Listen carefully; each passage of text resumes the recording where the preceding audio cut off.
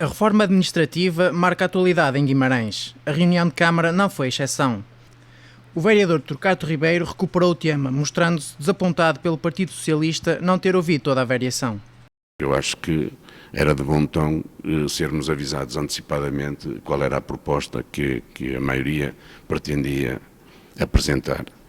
Como sabem, nós não vamos discutir o conteúdo, que não nos interessa, não é uma discussão para nós, porque nós não concordamos, em princípio, com a reforma administrativa, porque ela é-nos imposta e não é ouvida pelas populações, e nós pensamos que as populações deviam ser primeiro ouvidas e depois é que se representava uma proposta, e penso que o facto também de se ouvir única e exclusivamente aqui os presentes de junta não é significativo ou não é a mesma coisa que ouvir as populações, e portanto temos reservas em relação a essa matéria. O Presidente da Câmara desvalorizou essa crítica, explicando de que forma foram organizados os trabalhos.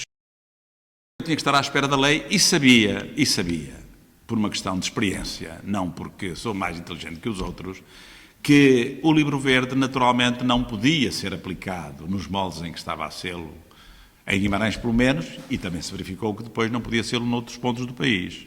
Porquê? Porque era atrabiliária a maneira como tinha que se conjugar um conjunto de agregações que não batiam certo de todo. O senhor não conseguia juntar Creixo-Mil, Fermentões e Azurei. Não conseguia.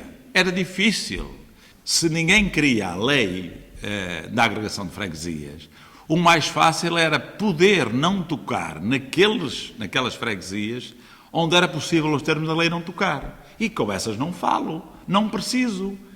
Já têm o que queriam, o que tiveram até aqui. Com essas não falei. Nem mandei falar. Então fomos falar naquelas que tínhamos que agregar, de modo a que encontrássemos as que era preciso agregar e encontrar alguma consonância explicando-lhe o que é que estava em causa.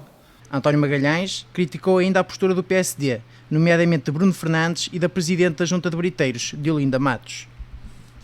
Briteiros lidera a agregação, porque há um líder em cada uma das agregações, que também não é um problema fácil, sobretudo quando são 3, mesmo quando são 2. E as pessoas sentem isso, mas o modelo é tão objetivo que de facto não tem argumentos sérios que se possam invocar.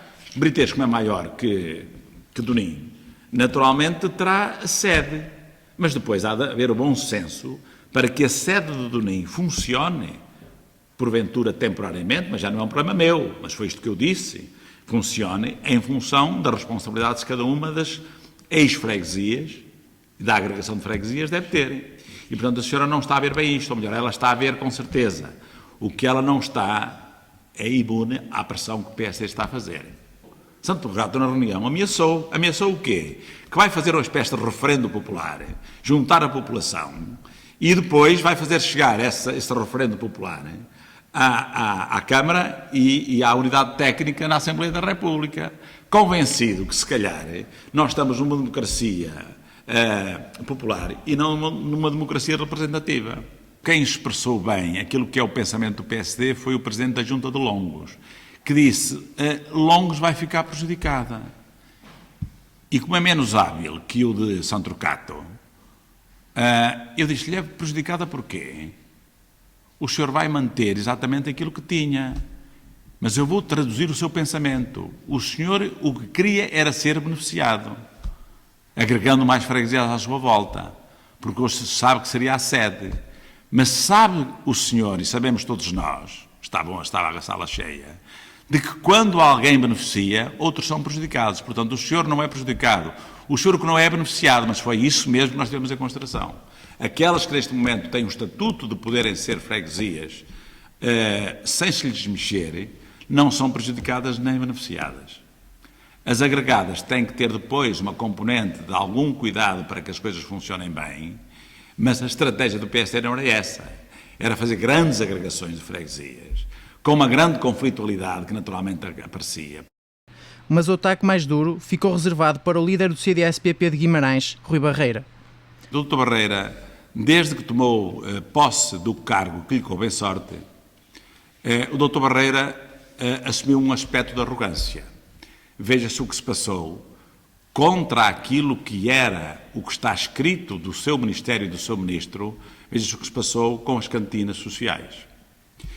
E não contente com isto, sem nenhum suporte eleitoral para falar sobre o tema, não tem suporte eleitoral para falar sobre o tema. Pode falar, não há nenhuma dúvida. É deputado municipal, se não é já foi, é líder do partido, pode falar, mas não tem suporte eleitoral, não tem ninguém para agregar. Então veio a reboque do PSD para tentar fazer esta coisa. E então da arrogância passou à pesporrência e ao insulto. Da arrogância, que já se verificou na altura em que ele tratou a questão das cantinas sociais, que implicavam consulta à Câmara, e ele não a consultou, passou, isso é arrogância, passou para a pesporrência, que é uma outra forma de arrogância, e para o insulto, quando me chama Salazar. Salazarento é quem não tem expressão eleitoral e quer assumir a liderança de um processo que na prática não lhe diz respeito diretamente. Diz respeito indiretamente, através da Assembleia Municipal. Mas diretamente no terreno não lhe diz respeito. Eu vou comprar uma lanterna. Vou andar a pesquisar todo o concelho. E quando eu vir um presidente da junta do CDS, eu vou falar com ele. Recorde-se que o PS defende a agregação de 21 das 69 juntas de freguesia que constituem o Concelho de Guimarães.